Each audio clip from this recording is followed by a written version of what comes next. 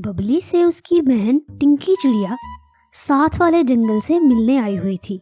बबली अपनी बहन से काफी समय के बाद मिलकर बहुत ज्यादा खुश हो रही थी। अरे टिंकी बहना, आपने अच्छा किया कि आप मुझसे मिलने आ गई। बंटी तो आपको बहुत याद करता था कि आखिर टिंकी मौसी कब आएंगी। देखो ना, अब आ गई हूँ मैं। और ये देखो, तुम्हारे और बंटी के लिए मैं क्या क्या चीजें लाई हूँ। मूंगफली। इस बार हमने मूंगफली की बहुत ज्यादा फसल लगाई थी, तो मैंने सोचा तुम्हारे लिए भी लेती आऊँ। बहुत बहुत धन्यवाद टिंकी दीदी। मैं ये मूंगफली सारे पक्षियों को दूंगी। मुझे तो हर चीज मिल बांट कर खाने में ज्यादा मजा आता है। अच्छा, अब मैं चलती हूँ, फिर किसी दिन आऊंगी। तुम बस ये मूंगफली कालू और उसकी चालाक पत्नी नीलो से बचा कर रखना। टिंकी ये सलाह देकर बबली के घर से चली जाती है। जाओ बंटी बेटा, सारे पक्षियों को बुला लाओ। मैं ये मूंगफली सबको दूंगी ताकि सब मजे मजे से खा सके। ओके मामा, मैं बस अभी गया और अभी आया। बंटी कबूतर, तोता, कालू और नीलो को बुलाकर ले आता है। बंटी ने किसी को नहीं बताया था कि आखिर बबली ने सबको एक साथ क्यों बुलाया है। सारे पक्षी चिड़िया के घर पहुंच जाते हैं। बबली, खैर तो थी ना? हमें इतनी जल्दी में क्यों बुलाया तुमने? और ये इतनी ज्यादा मूंगफली कहाँ से आई तुम्हारे पास?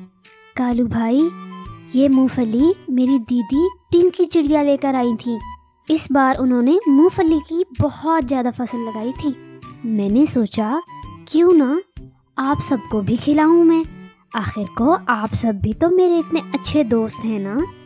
वाह बबली दीदी, ये तो आपने बहुत मजे की बात की है। मुझे तो मूंगफली बहुत ज्यादा पसंद है। मुझे भी बहुत ज्यादा पसंद है। सर्दियां हों और मूंगफली मिल जाए तो क्या ही बात है जी। मुझे तुम लोगों से ज्यादा मूंगफली पसंद है, इसलिए बबली मुझे थोड़ी सी ज्यादा मूंगफली देना। देखो, हम 2 पक्षी हैं ना, नीलो को उसका हिस्सा अलग देना। कालू की ऐसी बातें सुनकर सारे पक्षी हंसने लग जाते हैं। अरे फिक्र ही ना करें कालू भाई, आपको मैं ज्यादा ही मूंगफली दूंगी। और फिर बबली सारे पक्षियों को थोड़ी थोड़ी मूंगफली दे देती है और वो सारे अपना अपना हिस्सा लेकर अपने घरों को चले जाते हैं।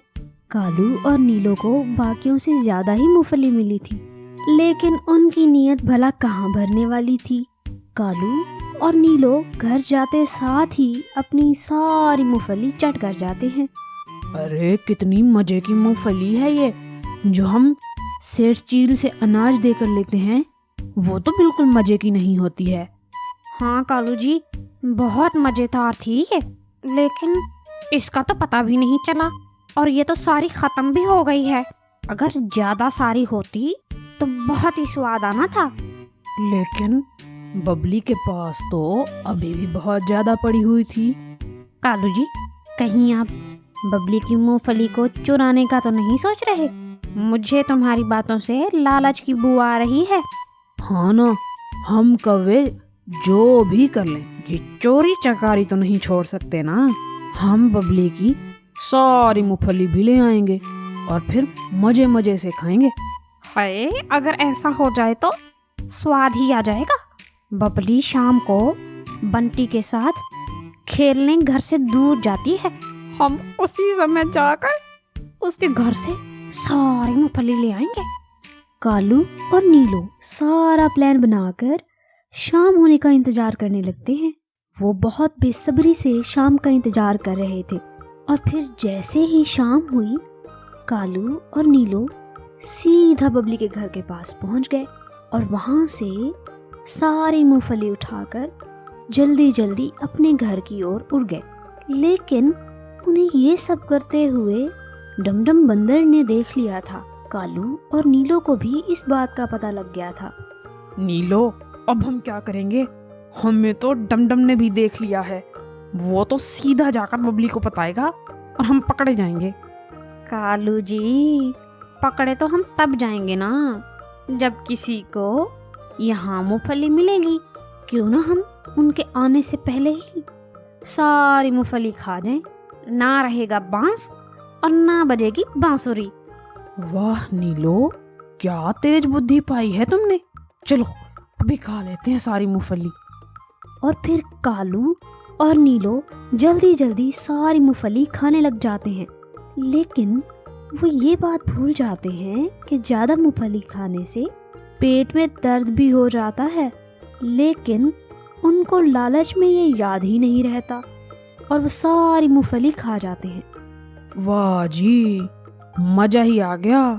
अब हमारी चोरी को कोई पकड़ कर दिखाए। वहाँ डमडम बबली को कालू और नीलो की इस हरकत का बता देता है। बबली को तो पहले ही कालू की इस हरकत की उम्मीद थी। बबली मटकू के साथ कालू के पास आती है। कालू भाई, आपने अच्छा नहीं किया, मैं आपको कभी माफ नहीं करूंगी। मैंने आपको सारे पक्षियों से ज्यादा मूंगफली दी थी, लेकिन आपने फिर भी चोरी की है। लाएं, मेरी मूंगफली वापस करें। अरे ओ बबली, जुबान संभाल कर बात करो। हमने तो तुम्हारी मूंगफली नहीं चुराई। यकीन नहीं आता तो हमारे घर की तलाशी ले लो। लगता है तुम्हारे साथ किसी ने झूठ बोला है। सही कह रही है मेरी नीलो पत्नी, हमने नहीं चुराई तुम्हारी मूंगफली। देखो भला, कहीं नजर आ रही है तुम्हें? बबली दीदी, अब कोई फायदा नहीं है। अब तक तो ये मूंगफली डकार भी गए होंगे। अब कोई फायदा नहीं, हम वापस चलते हैं। और यूं कालू और नीलो अपनी मकारी से बबली से झूठ तो बोल देते हैं। बबली और मटकू वहां से वापस चले जाते हैं। लेकिन अगली ही सुबह कालू और नीलो का पेट बुरी तरह दुखने लग जाता है। अरे नीलो, ये हमें क्या हो गया है? मेरा पेट बहुत जोर का दुख रहा है। हाय मेरा पेट। अरे कालू, मुझे क्या पता था। खुद भी सुबह से बार बार वॉशरूम जा रही हूँ। मेरा पेट भी बहुत दुख रहा है। चलो ऐसा करते हैं कि किसी तरह डॉक्टर तोताराम के पास जाते हैं, वही कुछ कर सकते हैं हमारा। कालू और नीलो किसी न किसी तरह डॉक्टर तोताराम के पास पहुंच जाते हैं, जहां बबली और बाकी पक्षी भी मौजूद थे। तोताराम जी, मेरा और मेरी पत्नी का पेट बुरी तरह दुख रहा है। आप कृपया करके हमें चेक करें, नहीं तो हम दर्द से ही मर जाएंगे। डॉक्टर तोताराम को भी कालू और नीलो की चोरी का पता लग चुका था। वो जानता था कि कालू और नीलो से सच कैसे बुलवाना है।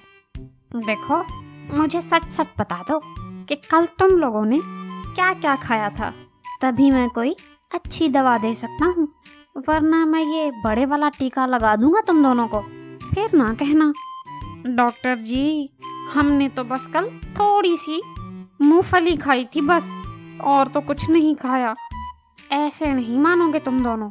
अभी लगाता हूँ बड़ा टीका, रुको जरा। अरे नहीं नहीं नहीं डॉक्टर तोताराम जी, मैं बताता हूँ, बस बड़ा टीका ना लगाना।